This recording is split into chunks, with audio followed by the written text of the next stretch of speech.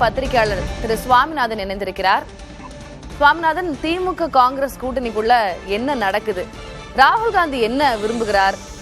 முதலமைச்சர் ஸ்டாலின் என்ன நினைக்கிறார்? நீங்க எப்படி பார்க்கறீங்க? டெல்லியில நடைபெற்ற கூட்டம், அதற்கு பிறகு செல்வ பெருந்தகை அவர்களுடைய பேட்டி, இப்போ திமுக தலைமையினுடைய அறிவிப்பு அப்படின்னு.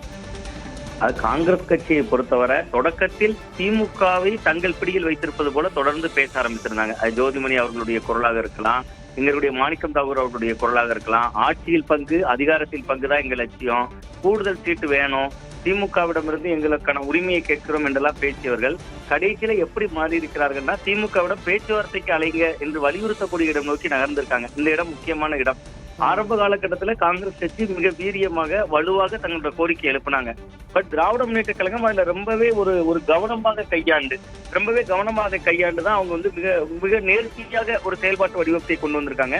நீங்க கடந்த காலங்கள்ல பாத்தீங்கன்னா, போன சட்டமன்ற தேர்தலும் இப்படிதான். 2021 மார்ச் மாதத்துலதான் பேச்சுவார்த்தைக்கான கட்சிகளை அழைத்திருந்தாங்க திராவிட முன்னேற்ற கழகம். திமுக இதற்குள்ள என்ன வியூகம் வகுக்கிறாங்க அப்படிங்கறத இந்த இடத்துல முக்கியமானது.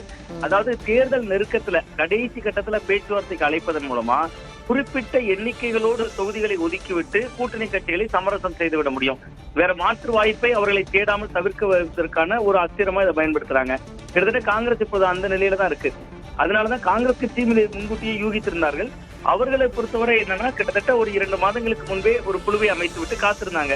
கிரீஷ் தொடங்குறவர்கள், கிட்டத்தட்ட தமிழக காங்கிரஸ் கட்சியினுடைய தலைவர் செல்வ பெருந்தகை அவர்கள், காங்கிரஸ் சட்டமன்ற குழு தலைவர் ராஜேஷ்குமார் உள்ளிட்ட 5 பேர் கொண்ட குழுவை அமைத்து விட்டு அவர்கள் என்ன நினைத்தாங்கன்னா, பேச்சுவார்த்தை உடனடியாக நாங்க ஒரு குழுவை போட்டுட்டோம், திமுகவும் உடனடியாக ஒரு குழுவை போடணும், அதுல சீட் பேரத்துல ஏதாவது முன்னும் பின் ஏற்படலாம், அதுல மன வருத்தங்கள் ஏற்படலாம், அப்படி ஏற்பட்டால் விஜயை ஒரு வாய்ப்பாக காட்டி கூடுதல் சீட்டுகளை பெறலாம் அப்படின்னு தான் காங்கிரசினுடைய வியூகம் இருந்தது.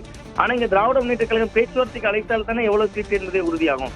அதற்கே அவர்கள் வந்து கிட்டத்தட்ட 22ஆம் தேதி என்று மீண்டும் நகர்த்தியிருக்காங்கல்ல. அப்ப கிட்டத்தட்ட இந்த 11ஆம் தேதி இன்னைக்கு ஆகுதுன்னா இன்னும் ஒரு 11 நாட்கள் இதுக்கு ஒரு முற்றுப்புள்ளியே இல்லாம காங்கிரஸை வந்து ஒரு பதில் மேல் பூனையாகவே வைத்திருக்கிறார்கள். அவங்க விஜயை நோக்கியும் செல்ல முடியாது, மாற்று கருத்துக்களையும் தெரிவிக்க முடியாது. நீங்க பேச்சுவார்த்தைக்கு அழைத்த பின்புதான் அதுல தொகுதி உடன்பாடு, எத்தனை தொகுதிகள், எண்ணிக்கை என்ன என்கிற விவரங்கள் தெரிய வரும். அப்ப திமுக வந்து கிட்டத்தட்ட இது வந்து மிக ஒரு நேர்த்தியான முறையில் தான் அவர்கள் கையாள்கிறார்கள். இப்ப நேற்று அவர்கள் ஒரு மன வருத்தத்தை பதிவு செய்திருக்கிறார்கள். குழுவை அமைக்க வேண்டும் என்பது வலியுறுத்தல். நீங்க குழுவுக்கான காலக்கெடு இல்லை. ஏறக்குறைய இந்த செங்கோட்டையன் சொன்னதை போன்றுதான் இந்த விவரமும். காலக்கெடு எதுவும் வழங்கப்படவில்லைன்னு அவர் சொன்னதை போலதான் இவர்கள் செல்வ பெருந்தகை அவர்கள் நேற்று காலக்கெடு எதுவும் விதிக்காமல் குழுவை அமைக்க வேண்டும், உடனடியாக பேச்சுவார்த்தைக்கு அழைக்கிறோம். நாங்க திராவிட முன்னேற்ற கழகம் இதோ குழுவை நாங்கள் 22ஆம் தேதி அழைக்கிறோம் என்று சொல்லி இருக்கிறாங்க. பார்க்கலாம், நம்மளும் நிறைய தொடர்பாக பேசி இருக்கிறோம். தொடர்ந்து கொண்டேதான் இருக்கிறது. எங்கு சென்று முடிவடையும் என்பதுதான் தெரியவில்லை, கேள்விக்குறியாக இருக்கிறது. உங்களுடைய கருத்து பகிர்வுக்கு நன்றி திரு சுவாமிநாதன்.